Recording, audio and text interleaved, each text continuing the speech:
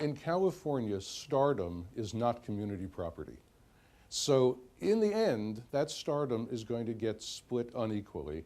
And I think I'm not going too far out on a limb to say that it's going to go mostly to Tom Cruise, which means that his career and his financial resources for the future are going to continue to skyrocket. But her career, which was tied, really well tied to Tom Cruise, that has to suffer in the absence of, of a tremendous box office success story, which would create her own fire. Missing that, I think she has a problem.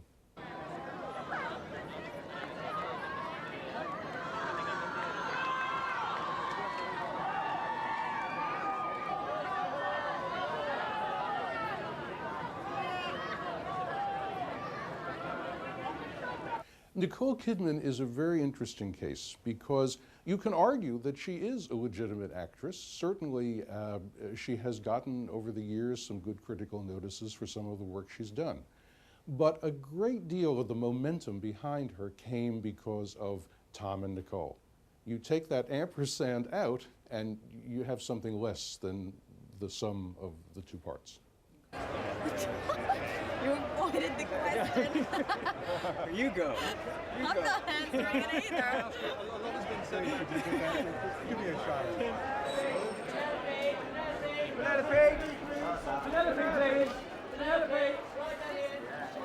I don't think anybody really knows what the situation is with Tom Cruise. I certainly wouldn't want to suggest anything and certainly wouldn't want to be sued along with all the others. But the Penelope Cruz situation, certainly you have to say that just came up as like a bolt from the blue, and that certainly would raise, your eyebrows. My God, where did that come from? So for whatever purpose, it certainly helps to keep him in the spotlight in terms of having a beautiful woman on his arm. It certainly gives the gossip columns something to talk about other than the divorce. So in a sense, it's positive. If we were managing a PR campaign for Tom Cruise, we might kick around that idea, but who knows? There you go. Hi, yeah, sure. Okay. Apparently, and I don't know where the correspondence file is. Do you know where? Everything that I've read indicates to me that both the parents truly care about their children, and both are even willing to make sacrifices in their own careers in order to spend time with their children. And I think that has to be a focal point. And if I were Tom Cruise's lawyer, I would encourage him and Nicole to go to a psychologist or psychiatrist who specializes on dealing with custody matters to try to resolve the custody and visitation issues so the family doesn't get embroiled in a court proceeding where everybody is paying attention to this family.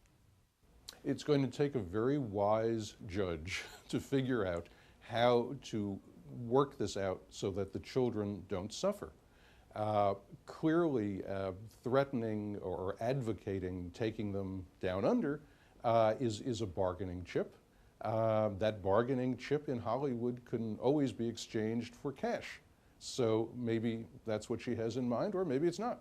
But whether the kids are better off being raised in Australia versus Hollywood, I mean, maybe Australia is a better bet. You won't say anything. Can you say a little bit about her role in this movie? He can't say anything either. I'll say ditto. It's a great role for her, and she really shines in it. That's what I'll say. Look at that. Let me ask you just about this. Just a little biased. I would suggest that she immediately take the case out of the public system, go to a private judge, and try to resolve the case very, very fast. Even though Tom Cruise has greater earning capacity than Nicole Kidman, both of them have loads of money. And whether she ends up getting $50 million as a result of the divorce or $100 million as a result of the divorce, it's not going to really affect her life that much. And I think people need to focus on ending the conflict, particularly when there's children involved.